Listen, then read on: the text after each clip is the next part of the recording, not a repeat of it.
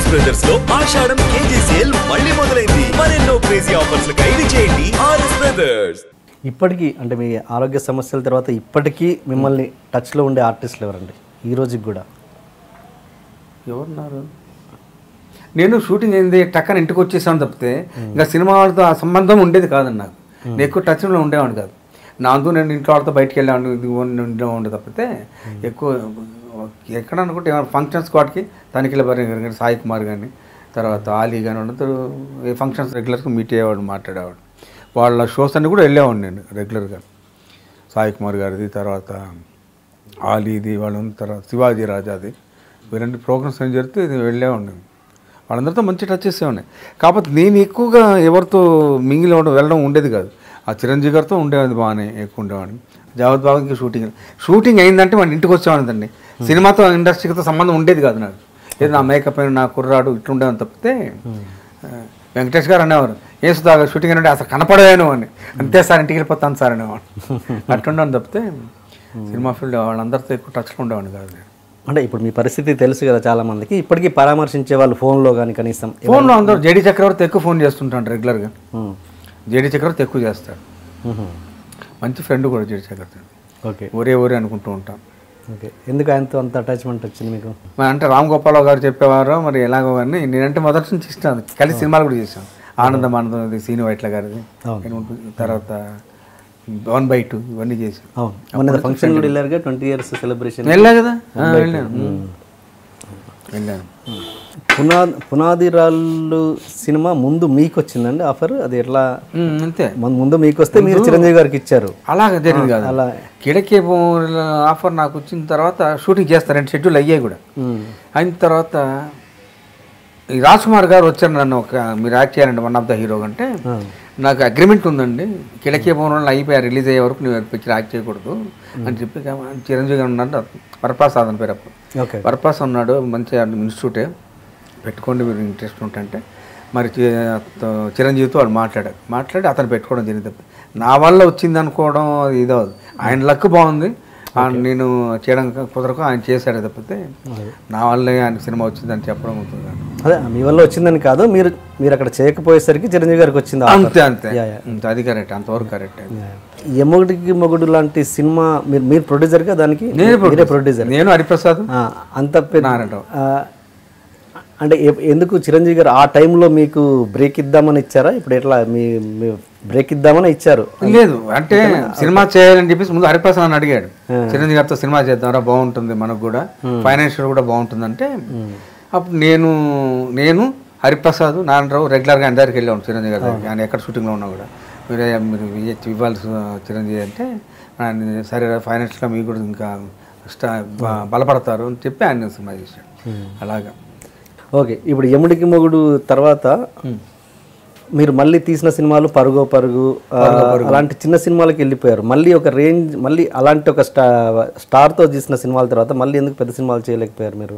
చేయలేకపోయిన reason మళ్ళీ dates కోసం వస్తే అది డైనమిక్ మూవీ మేకర్స్ అని ఆయన పేరు మీద పెట్టిన బ్యానర్ అది. మళ్ళీ ఆ బ్యానర్ చేస్తే మళ్ళీ చిరంజీవి గారితోనే చేయాలి తప్పితే ఇంకో హీరోతో చేయకూడదనే డెసిషన్ ముందే తీసుకున్నాం మేము. ఇవి మరి పరుగు ఇవి వేరే బ్యానర్లు? వేరే బ్యానర్లో చేశారు. దానికి మీరు సత్యదేవ్ మూవీ మేకర్స్, నేను ఒక్కనే ఒక్కరే, హరిప్రసాద్ ఉన్నాడు దానికి. హరిప్రసాద్ కంప్లీట్ చేశాడు.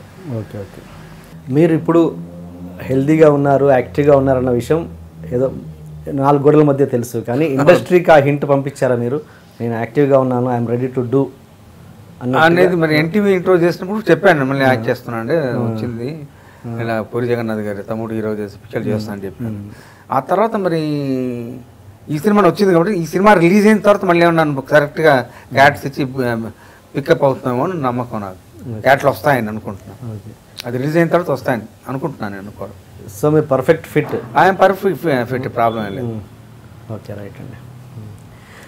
మీరు హిట్లర్ సినిమా చేస్తున్నప్పుడు, చిరంజీవి గారితో చేస్తున్నప్పుడు అప్పుడు గమ్మత్తైన ఇన్సిడెంట్స్ నాకు చెప్తాను.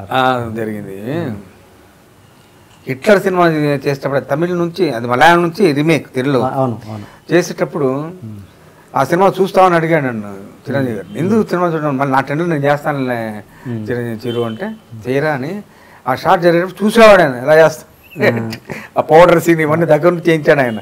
పరిగెత్తాను కబడ్డీ పరిగెడుతుంటే ఎక్కడ ఇక్కడే ఉన్నవారు అన్ని లాగడం ఇవన్నీ కూడా ఆయన చెప్పి దగ్గర ఆయన తీసాడు. అసలు చెప్పాలంటే ఆయన దగ్గర నుంచి చేయించాడు అనమాట. నేను ఎమిడి మోడ్ చేసేటప్పుడు కూడా ఇంకో స్ట్రేట్ అవుట్ చేసిన ఆయన చూసేవాడిని. ఎలా ఉన్నాను చీర ఉంటుంటే అది బాగా కరెక్ట్గా ఉంది, ఇలా కంటిన్యూ చేయనేవాడు ఆయన. బాగా ఎంకరేజ్ చేసేవాడు ఆయన. బాలకృష్ణ అయితే సరే సార్ షూటింగ్ గ్యాప్ వచ్చింది అనుకోండి, ఎండలో కూర్చోవడం ఇద్దరం. ఆయనకి ఎండలో కూర్చోవడం ఇష్టం, నాకు ఇష్టం ఎండలో. బాలకృష్ణ నేను ఎండలో కూర్చోవాడిని, ఆయన ఎండలో కూర్చునేవాడు. షార్ట్ పెట్టడానికి అసోసియేట్ డైరెక్టర్ వచ్చి సార్ ఎండలో కూర్చోండి అయిపోయింది షార్ట్, మీరు వస్తే ఆయన హీరో గారు వస్తారనేవాడు. అలా ఉండేది, సరదాగా ఉండేది షూటింగ్. చిరంజీవి గారిని ఏమని పిలుస్తారు మీరు? చిరు అని పిలుస్తారా? అంటే ఇంతమంది వరప్రసాద్ కదా ఆయన, ఆయన పేరు వరప్రసాద్ ముందు. అప్పుడే నేను తమాషా అనేవాడిని అతనితో, నాయన చిరంజీవి రెడీ ఇన్స్టిట్యూట్కి వెళ్ళాలనేవాడిని. అప్పుడు ఆయన పేరు చిరంజీవి కాదు వరప్రసాద్. నేను అనేవాడిని అలాగ సరదాగా. ఆఖరికి ఆయన పేరే చిరంజీవి అయింది. అట్లా జరిగింది. అది కూడా తమాషా ఇన్సిడెంట్. ఎలా వచ్చింది ఆయనకి ఆ పేరు చిరంజీవి గారు? ఆయనకి ఆంజనేయ స్వామి కల్లో కాబట్టి చిరంజీవి అని చెప్పినట్టు ఏదో జరిగింది. బట్ నేను అంటూ ఉన్నాను నేను చిరంజీవి లేట్ అవుతుందిలే అనేవాడిని. ఆఖరి ఆ పేరే సెటిల్ అయింది ఆయన. అండ్ చిరంజీవి గారి ఫ్యామిలీలో చిరంజీవి గారి తర్వాత మీకు బాగా దగ్గర ఉన్న ఫ్యామిలీ మెంబర్ ఎవరు చిరంజీవి గారి ఫ్యామిలీలో? వదిన గారు. నేను చిరంజీవి గారి మిస్సెస్ వదిన గారు అనేవాడిని.